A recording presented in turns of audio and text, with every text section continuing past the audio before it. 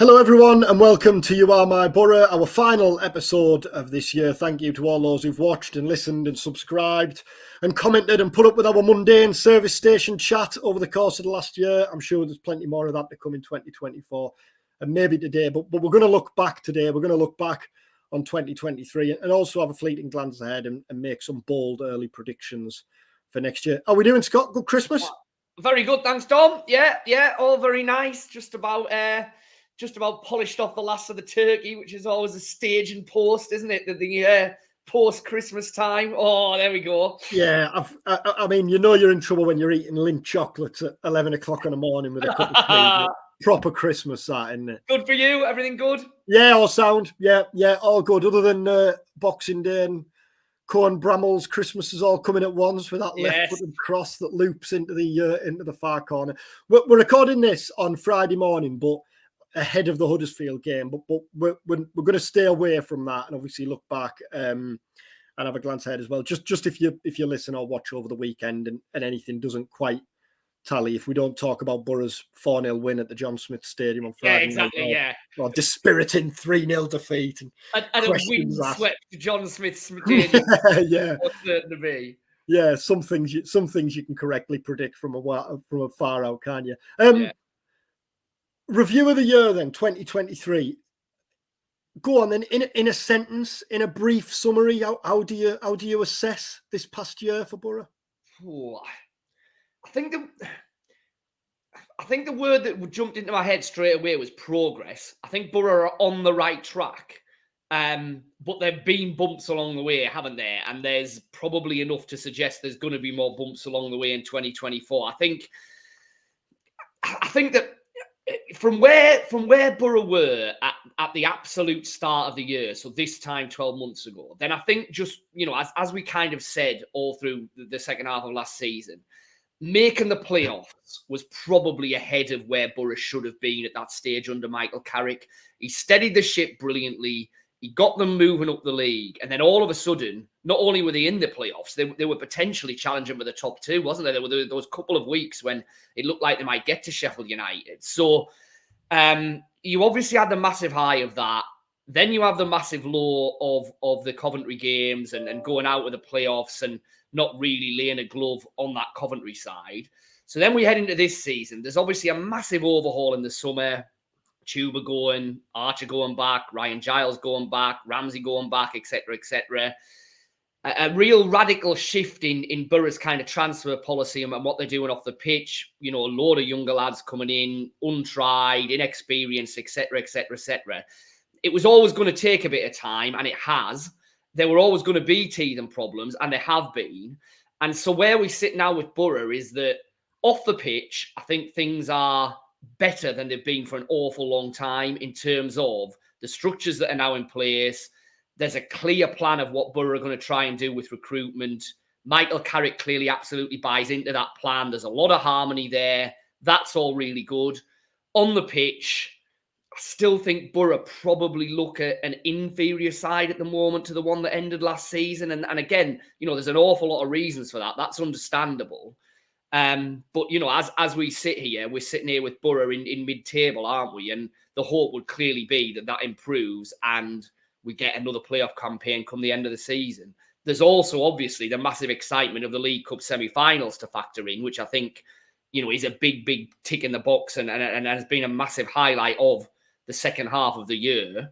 And there's an entertaining FA Cup third round tie. So there's a load to look forward to. But in a nutshell, I think Boro going in the right direction, but still got a fair way to travel.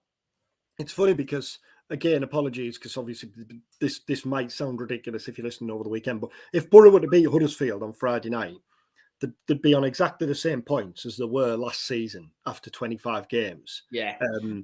Last year, they were sixth after 25 games, just beating Blackburn just before the turn of the new year. I think it obviously feels different this year because last year, really, there was no expectation when Carrick came in, or very little expectation because of how poor Boro had been.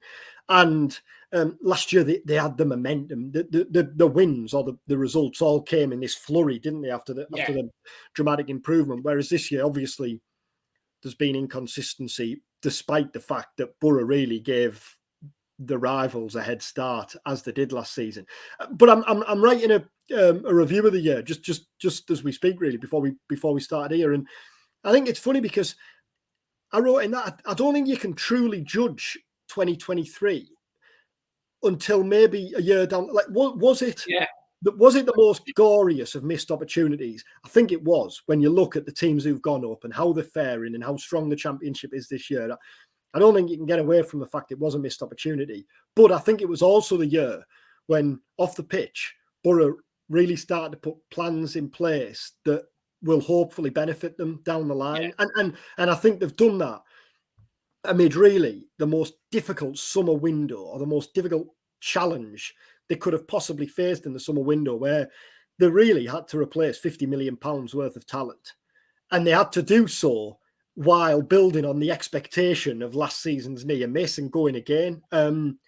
So really, I think it's probably credit to everyone involved that here we are at that halfway stage of the season, and Boro are only 3 points off, despite all that had to be done in the summer and despite that wretched start they had to the season. And I don't think you can downplay the importance of what has happened off the pitch, because, you know, if we are taking a longer term view on all of this, then really you can look at the last decade largely and say that pretty much everything that's gone wrong with Boro has been in some way, shape or form a result of a pretty dysfunctional operation behind the scenes, in terms of managers coming and going, in terms of squads being turned upside down whenever that happened, in terms of there not being any real kind of a long-term plan of what kind of squad Boro were trying to build, what type of club and team they wanted to be in the championship.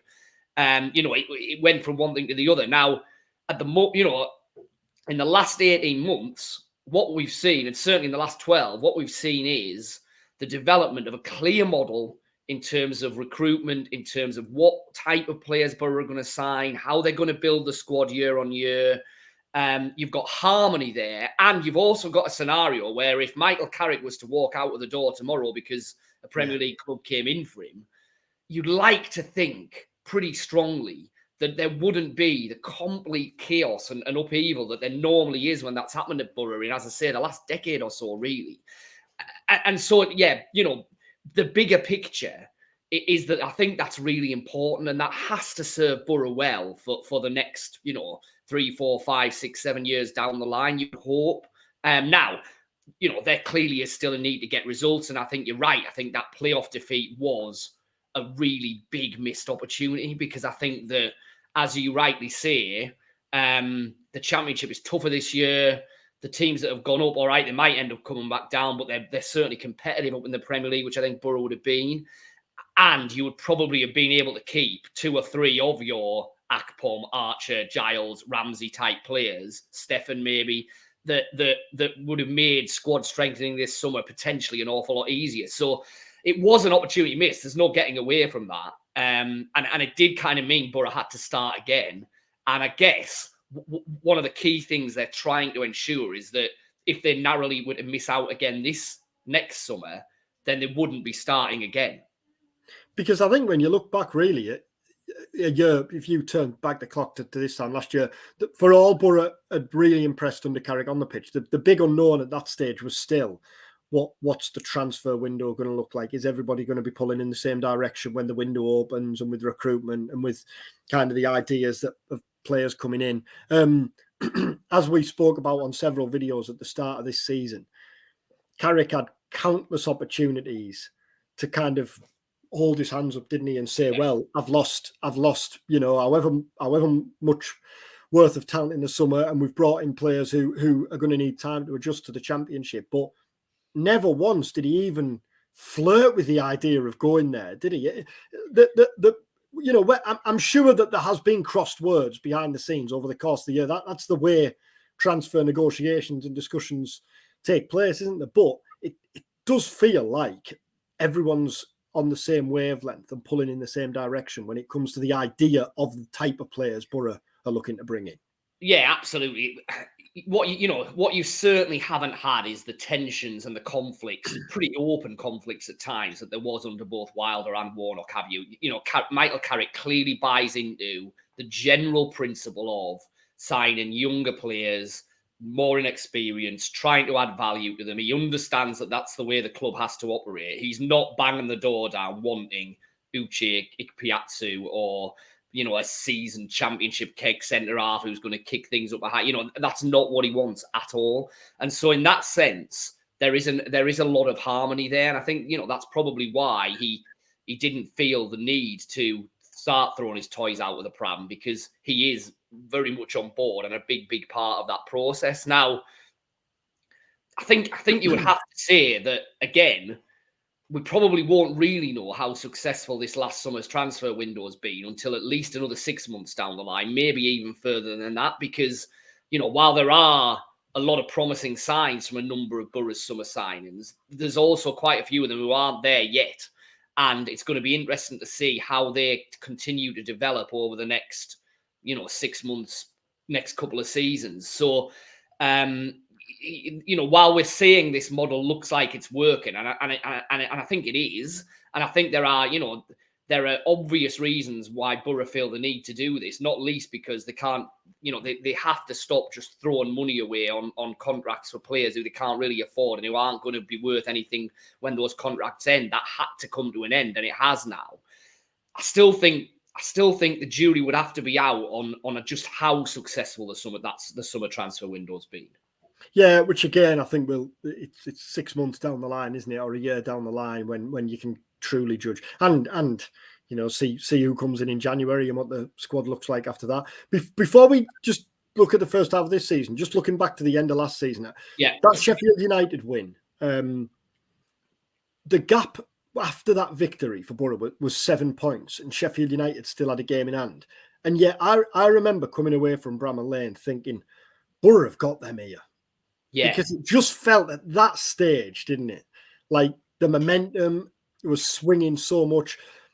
I think the day where things changed was the Huddersfield defeat when Sheffield United were Boro winning at halftime and Sheffield United drawing with Norwich or something like that. Or they were behind when Boro were level. And then it looked like it was swinging at least 1 point, maybe 3 points in Boro's favour. And then obviously you're right, by the end of the whistle, it was effectively a 6 point swing, wasn't it?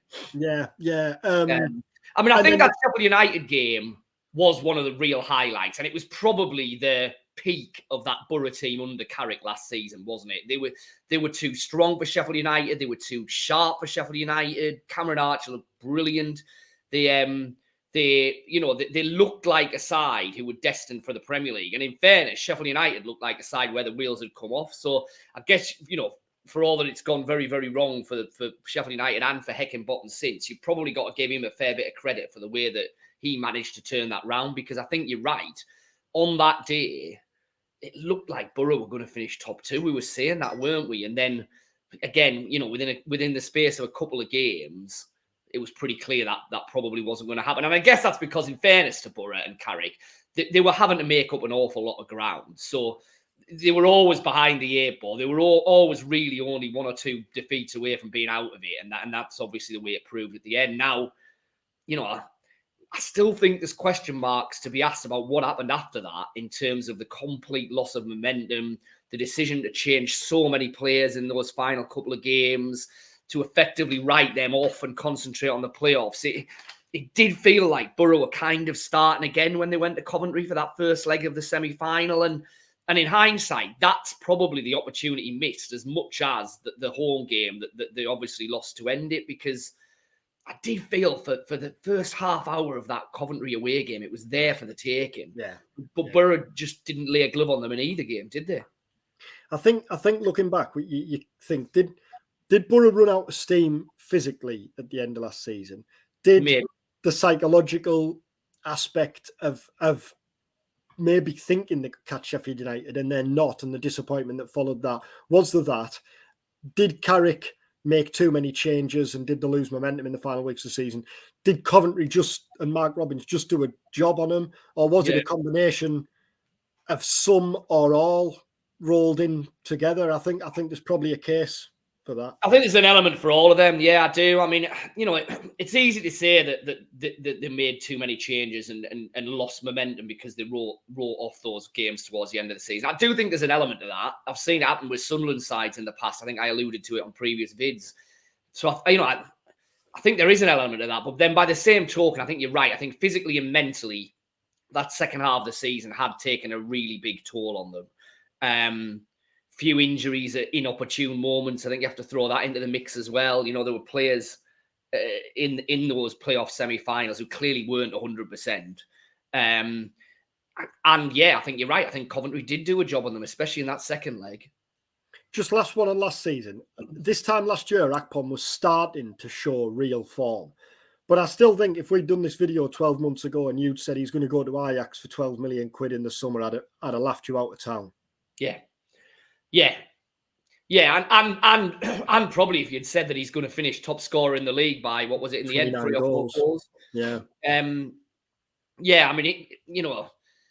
the quality of his performances in the second half of that season get better, really, the more time passes and the more you look back at them, you know what I mean? I mean, he was exceptional in the second half of last season, wasn't he? And then the additions of Archer and Ramsey turned out to be masterstrokes in that January window. So like you say, it'd be interesting to see what happens in this January, because while we can maybe look at the summer and it's a classic double-edged sword, isn't it? Bringing in those players made life so much more difficult when Boro didn't go up. But for 3 or 4 months, they did not make Boro a brilliant team to watch and a really, really effective team. And, at times, the best team in the Championship. Well, I remember saying last January when Sunderland signed Joe Gellart that I thought that could be the signing of the window. As it is, that turned out a shocking prediction because Ross Stewart got injured. Gellart ended up having to play as a striker, blah, blah, blah. But yeah. I think you'd be hard-pressed to find a better signing last January than Cameron Archer. Oh, absolutely. And the impact he had. Yeah, absolutely. And it was a classic example of how a loan works for everybody, because Boro got a great player who powered them into the playoffs. Villa got Archer in the shop window and then got a shed load of money for him in the summer. Archer took his career to the next level, has got his move to Sheffield United, and even though Sheffield United might well get relegated, I think Archer's shown enough in the Premier League to suggest that someone will take him and keep him in the Premier League, even if Sheffield United go down this season. So it really did work for everyone, I think. And the Ramsey one probably would have done if he hadn't got the injury at a really bad time. Yeah. A bad injury. Move forward to the summer then, in the start of this season. I think we knew that clearly it was going to be difficult to recover from, to shake off the hangover, I guess, from the playoff defeat, and obviously mould this new team together. I would never have predicted that Boro had started as badly as they did. And after 7 games at half-time at Sheffield Wednesday, I would never have predicted that we'd be sitting here now with Boro in this position at Christmas and in the semi-finals of the Carabao Cup. That first half at Sheffield Wednesday, and Rob Nichols of Fly Me to the Moon said this in a press conference, was as bad as really I can remember for a fair old while. To recover the way they did, again, I think really it's testament to Carrick and to the players. I think the players individually, like Lucas Engel, who had a shocker that night, and you consider what had gone before, and now I think he's established himself as a really solid Championship left back. But yeah, the start of the season and what followed, what are your thoughts? Well, it's easy to kind of forget now, but so that I'm just looking here, that Sheffield Wednesday game was absolute bang mid-September. And at the end of that game, Boro were bottom, 24th bottom. So 2 points. Yeah. And it wasn't just the fact that they were losing games, was it? I was at the Coventry game, the first away game, when they were played off the pitch by a Coventry team who were in every bit as much of a rebuilding job as Boro were in. You were at West Brom when they were okay going forward, but all over the place at the back, weren't they? You had the QPR home defeat start, which was really miserable. Against a QPR side that would be, pretty much everyone was tipping for relegation at that point and at the start of the season. So it was bad, wasn't it? There's no glossing over the fact that there were some really bad performances in there. And like you say, the worry at that stage was that you looked at the summer signings and thought, oh my goodness me, they're either not ready or they're not good enough. They're a million miles off. Now, like I say, fast forward 2 or 3 months, and we're talking very, very differently about Engel, about Rodgers, about Silvera, about Vandenberg. I keep coming back. They're not there yet. They're not the finished article yet. But I think even the more cynical of Boro fans would look at them now and say, well, okay, that it's now at least easy to see why Boro have identified these players and signed them, because there is ability there. There is definite growth potential there. There's elements that can be improved and worked upon. So, I think that's one thing. And then, like you say, I think the individuals themselves deserve an awful lot of credit, because Lucas Engel, nobody would wish those first couple of performances that he had on anyone. So to come back from that is really impressive. Morgan Rodgers, in hindsight, was being asked to play a role in the first month of the season that he's just not fit for, really. He's not a number 9. So for him, again, to have dealt with that and come back from that was really impressive. Vandenberg obviously had a slow start. He's had injury issues, but he's battled his way through them to look like a player. Silvera's been in and out of the side, but in general, when he's been called upon, I think he's done pretty well and taken his chance.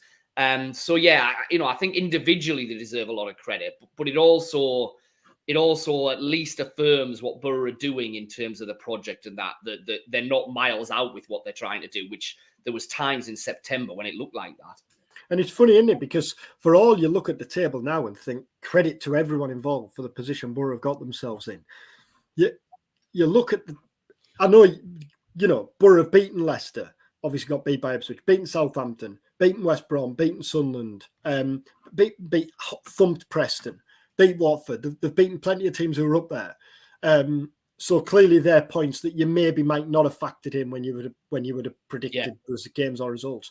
But when you look at the bottom of the table, lost at Rotherham on Boxing Day, drew with Sheffield Wednesday, lost at home at QPR, drew at home to Huddersfield, lost at home to Millwall on the start of the season. And you're left thinking, aren't you, even if they'd have just got 1 or 2 results out of them, they'd have been sat so pretty now, while still feeling clearly, and Michael Carrick clearly feels this, and I think everything points towards the fact that really the best should still be to come from Boro this season. When you consider the injuries they've had, the fact that they spent the first weeks, months of the season moulding everyone together, and clearly they're hoping to bring a couple of players in January, the hope would be, and everything points, I think, towards the fact that Boro should get better as the season goes on. The injuries is a one that we can't ignore, isn't it? Because Boro have had injuries to what you would have said at the start of the season with really core members of that first 11. So Lenihan, barely kicked a ball since whenever. Hackney's now been out a long period. McGree was out for an awfully long time. Force, who was really good last season, barely kicked a ball all season. We can go on, can't we?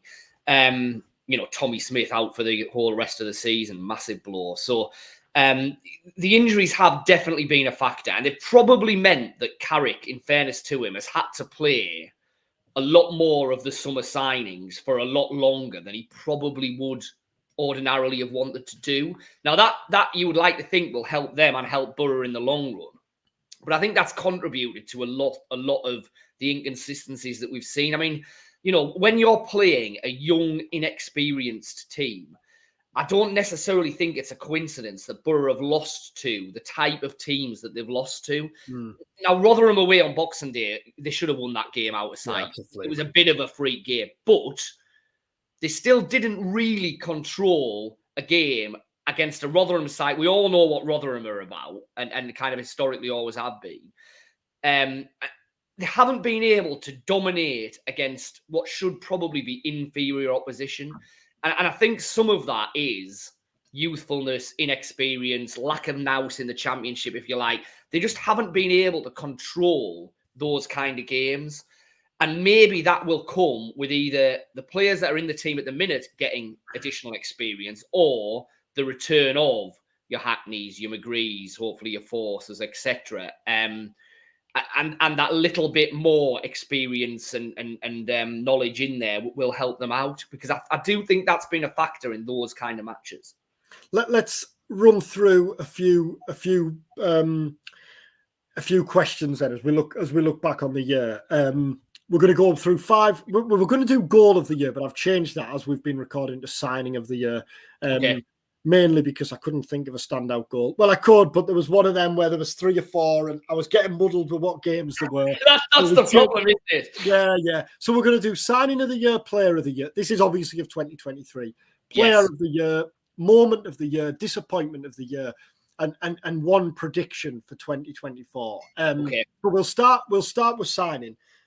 I'll jump in. I think we've obviously talked Cameron Archer. I think's a standalone winner, isn't he? Yeah, it's got to be. I mean, like we're saying, in 2 or 3 years' time, we might look at one of the signings that Boro have made this summer and said, how on earth did they get him for that price? That is unbelievable. But as we sit here now, it's got to be Archer. I mean, if the remit in January is to go out and sign a striker who can get you goals and improve your team for the second half of the season, then that box was ticked the minute Archer stepped on. He just looked the part, didn't he? Sometimes you get these lone youngsters from Premier League clubs. Boro have had plenty of them in the past, and you think, well, they just get lost, don't they? Archer, to his credit, no, not at all. He knew he was going to be the man to lead Boro as soon as he came in, and he took that responsibility on his shoulders, and he did ever so well. So, yeah, completely in agreement, Archer.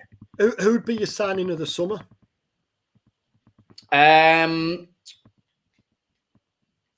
Dieng. Yeah, I think Dieng. I think Dieng with a big shout for Vandenberg. Yeah, I think for someone so young to acclimatise as impressively as he has, as quickly as impressively as he has, is. To go back to what I was saying before, I suspect in 2 or 3 years' time, we'll look at Boro's signing of Vandenberg and say, goodness, but how on earth did they get him? Because I think he will be, not too far down the line, either a Premier League player or a top league and Serie A, La Liga, wherever he ends up. I think he'll be that good. But as we sit here now, I think Dieng, because I think losing Stefan felt like a big issue at the time, because he'd been such an important player for Boro. He was pretty integral to the way Carrick wanted his side to play out from the back, etc., etc. And in fairness to Boro, they moved very, very swiftly to get Dieng, and it was a seamless transition, wasn't it? So I'd say Dieng, but I definitely wouldn't dispute that further down the line it might well end up being Vandenberg. Just Huddersfield tonight reminds me of when Boro played there in the cup earlier in the season, and Vandenberg made the mistake early on, but then was excellent. Anyway, afterwards in the press room, managers have been in, and the door opens, and Vandenberg strolls in, looking a little bit lost, and kind of everyone looks at him. Can we help? He says, "Oh, does anyone have a taxi number? My mates need to get home." So he must have had some of his mates over for the game, and they're just lingering outside the John Smith Stadium, wondering how on earth to get home. Player of 2023. I'm going to go for Hackney. I think it's a fairly obvious one. And I think, to be honest, in the last month and a half, we've seen just how important he is to Boro. It's the classic. You never look better than when you're not in the team and it's not necessarily firing on all cylinders. But I mean, his development, it goes a little bit longer than the last 12 months, doesn't it? But certainly the last 18 months has been remarkable, really. To the point where he's obviously been playing in England under 21 games this season and looking the best player on the pitch by a country mile. He's a Premier League player in the waiting, isn't he? There's no doubt about that. Can Boro hold on to him in January? I think the answer is yes. Can they hold on to him beyond the summer? I think that's a lot more difficult if Boro aren't in the Premier League, because I think he's already shown he's more than good enough to get that opportunity.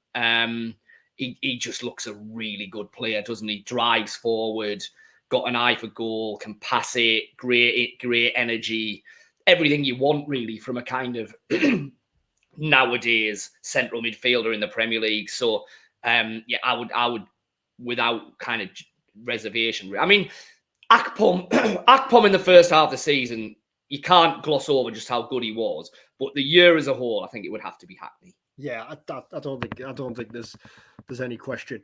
I think there are countless examples over the years at every club of players coming through, and it's always that second season when look at Isaiah Jones, for example, although I know Jones is a bad example because of everything else that he had going on. But when you're not an unknown quantity all at once, and teams know exactly what what to expect from you, and they can prepare to come up against you. And the other thing is, you're dealing with that expectation. You're dealing with everything that surrounds being a professional footballer and a star in your hometown club and earning whatever you're earning.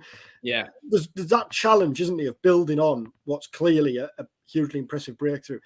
But everything you hear about Hackney, everything you see, nobody has got any concerns about him, have they? And I only read some quotes from Johnny Howson this week, actually. I think he'd done a piece for Sky Bet, and he was saying exactly that I think the way that he's built on his breakthrough is says everything about him as a bloke. And we spoke to him at the summer at the EFL launch, and he was, brilliant there, humble, down to earth.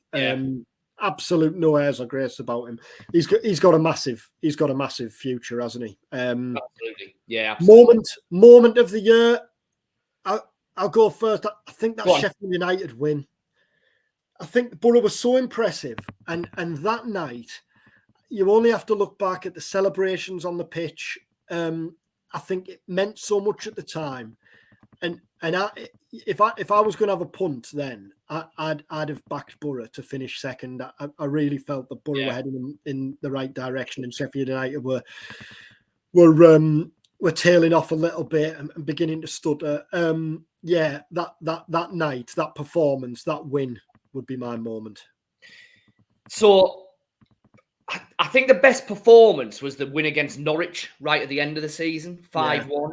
That was when on that day, Boro looked like they were going to go up. It was going to be the playoffs, but they were going to go up. It didn't happen. But in terms of a moment, I think the moment I enjoyed the most was Latterlath's penalty at Exeter. All right. Yeah. Just because it came right at the end of an absolute ding-dong of a proper cup game, lashing down with rain, right in front of an entire terrace of Boro fans who had somehow got to Exeter in, half-term, horrendous weather, all of that. We know some of them were staying down to Plymouth, etc., etc.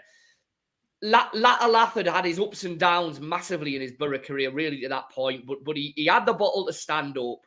He rolled it in front of everyone. Everyone went mad. Everyone went mental. And who knows?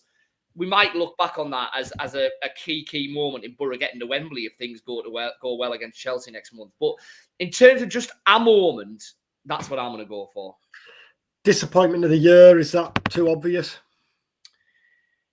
Yeah, I think it probably is, isn't it? I mean, it's can't get away from it, can you? Kind of hard to look beyond that, really, because while there've been disappointments in various matches and some players have probably disappointed a bit, the year's defined by those two playoff semi-finals, are they? And as I think we've kept on saying, and we've said earlier today, the fact that Boro lost those games isn't really the disappointment. It's the fact that they played so poorly. Really.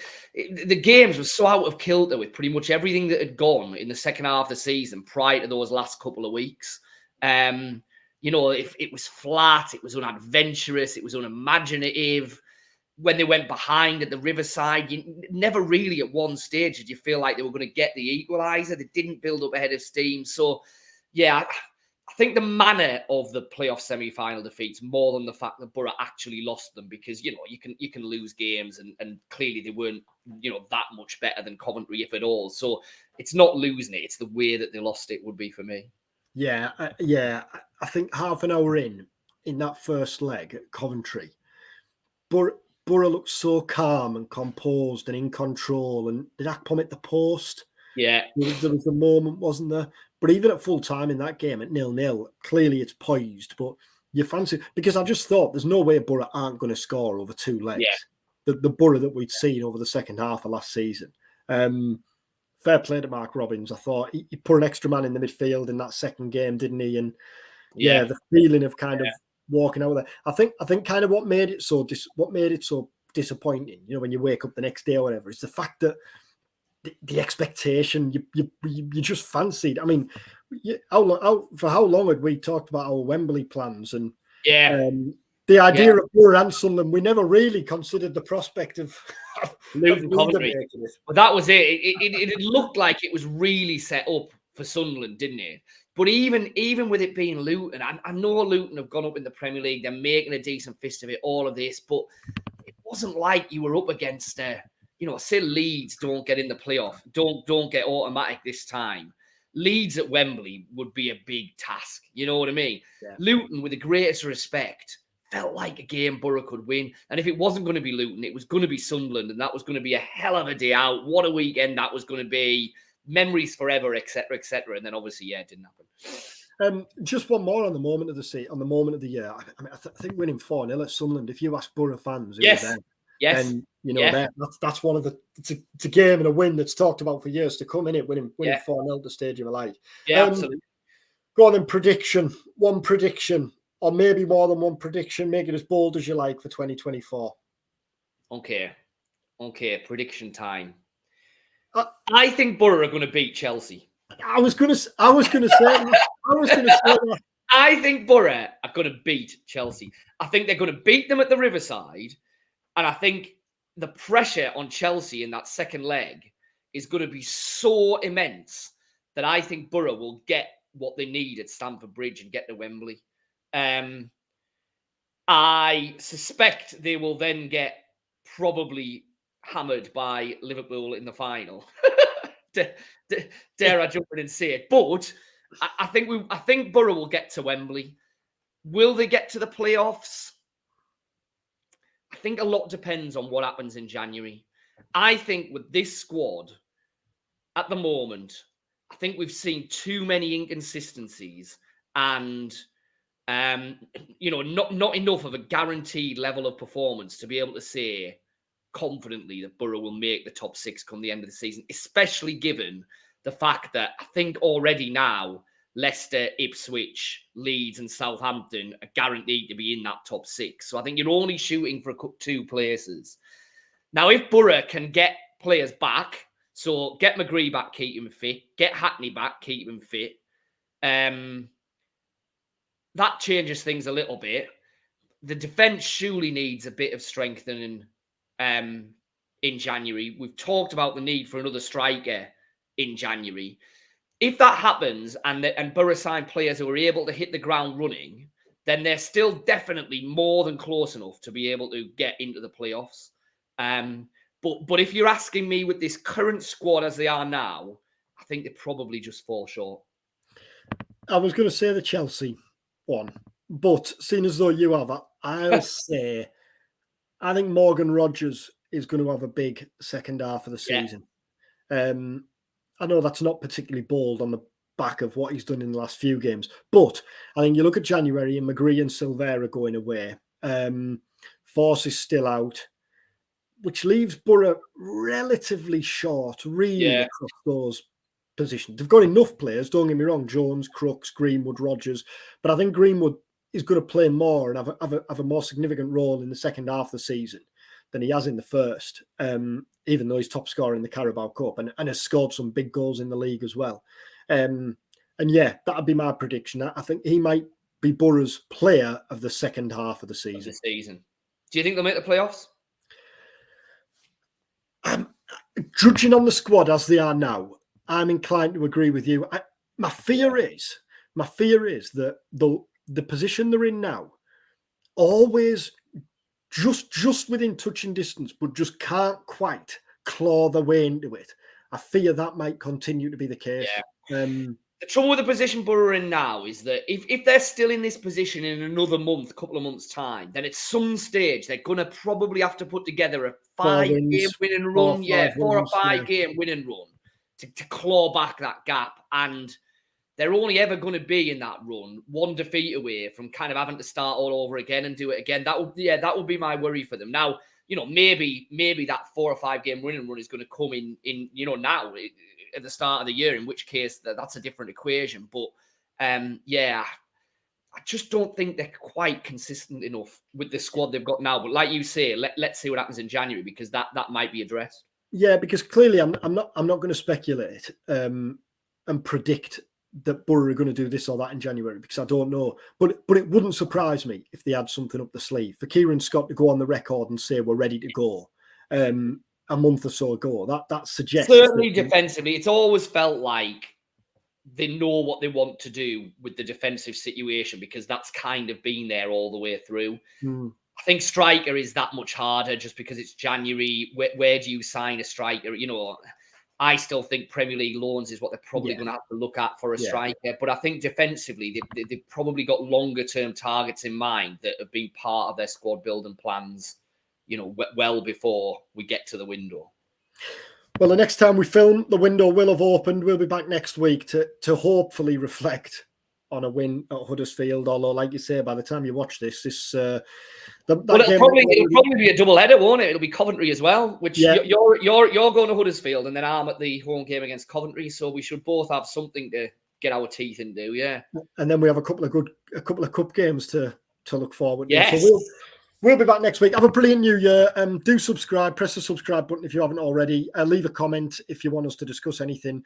Rate, review if you listen to this on your podcast channels. Have a brilliant new year. Enjoy your weekend, and we'll be back next week for another episode of You Are My Boro.